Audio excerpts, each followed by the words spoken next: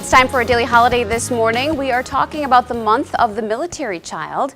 We are celebrating the month of the military child today.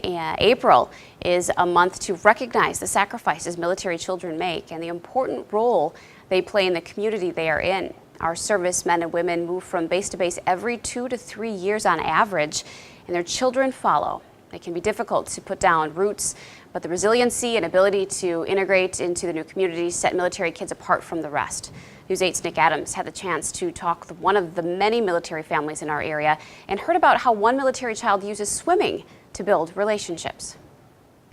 This is James Pinto. He swims competitively at the YMCA, and he and his team even made it to nationals this season. A pretty impressive feat, considering he's only been on the team in lacrosse since September. James and his family moved to Sparta in July, joining his father, who has been garrison commander at Fort McCoy since March. It's just the latest stop for James in his young life. So I was born in Iowa, and then I moved to Kentucky when I was 5.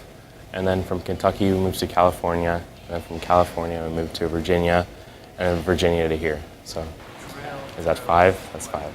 James is a military child, which means when his father moves to a new base, he and the rest of his family go too. You don't get ramped up too much about it because so much of it is out of your hands.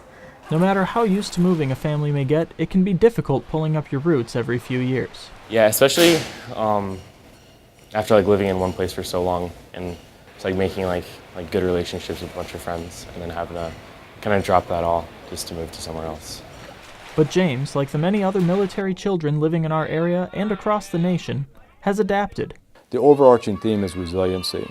You know, we as adults have learned to adapt and learn to be more resilient. The younger children, especially with the military, as they're moving, they learn resiliency.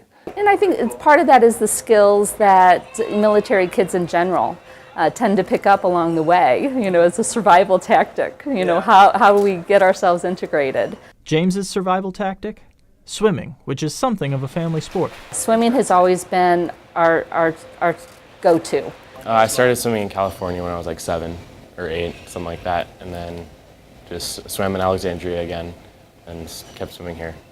James says swimming gives him a head start at diving into new relationships. Yeah, it's actually a lot easier.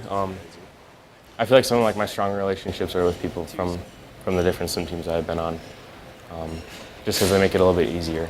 It's also easier when the community embraces you coming in. Whether at school or in the pool, the Pinters say our community has been warm and inviting. It's the community that embraces that child and make sure that they are integrated into that community through schools, churches, community organizations, community activities. You know, if you ask some of his teammates, I think they'd say, oh, James has always been on the swim team. I mean, that's just the feel that we have. So it's been very helpful. Well, just that aspect of being on a team, just kind of knowing that everybody has your back and stuff like that, makes it easier to grow their relationships with each other.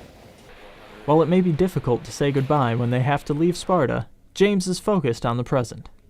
And when he does move, one thing will stay constant. James plans to just keep swimming. In La Crosse, Nick Adams, News 8. Well, James and his team competed at nationals just a couple weeks ago. Some team members got caught up in flight delays, so their team didn't place as high as they had hoped.